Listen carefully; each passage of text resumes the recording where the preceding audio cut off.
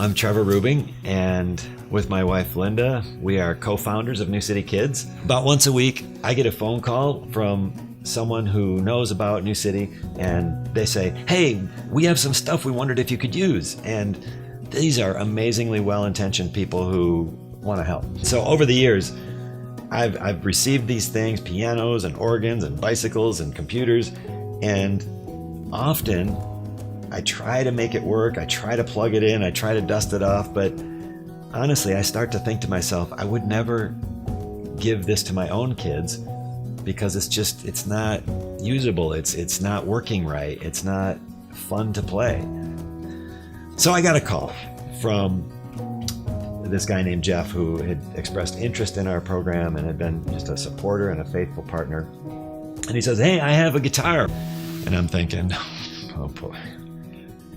I love Jeff, but I can't take one more broken guitar. I remember there was a Sunday morning that Trevor came up to our church and did a sermon. And I had brought the guitar up to give to him, and I wanted to make sure to catch him after church. So I brought him out to the car, and I opened up the back of the car. And he opens his trunk, and there are two very sleek black cases, hard shell cases. And I thought, what's going on here? And we click open the first one, and it opened that lid, and it was like, ah! This red came up out of that lid, and it was all over my face, and this shiny guitar was there, and I'm like speechless. He was just blown away that it was so nice, and it really surprised me that he was impressed that it was so nice. And I pull it out, and it's this beautiful red Ovation acoustic guitar. So PRATEEK is this kid who reminds me of myself. And in so many ways, it was like me coming up as a high school student, only without New City.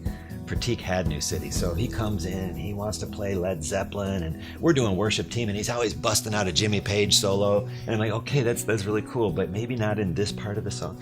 And one day, after we got the red guitar, we put it up on a stand, sitting there, and he came to worship team. We always opened up with a prayer, and we did some reading.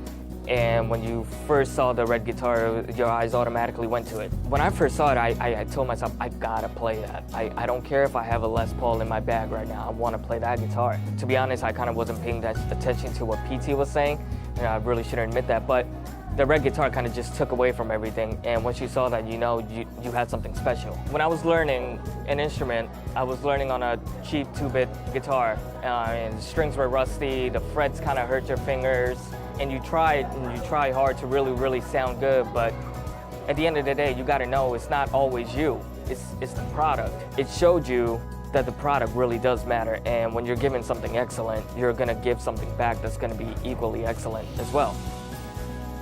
There's a level of competence that has been part of this ministry right from the start, and they have always done the best that they can do with the kids.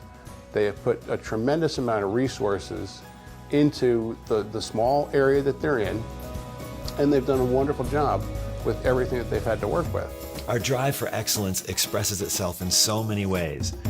What if we could create an environment that had the best equipment, the best staff, the best teaching concepts, the best, most thoughtfully prepared curriculum, the best outcomes, things that we measure, we tinker with, we try to improve and get better and better at. That's our standard at New City. And when you give that level of challenge, that level of excellence, that level of amazing staff who care about kids, the kids receive it and reflect it back.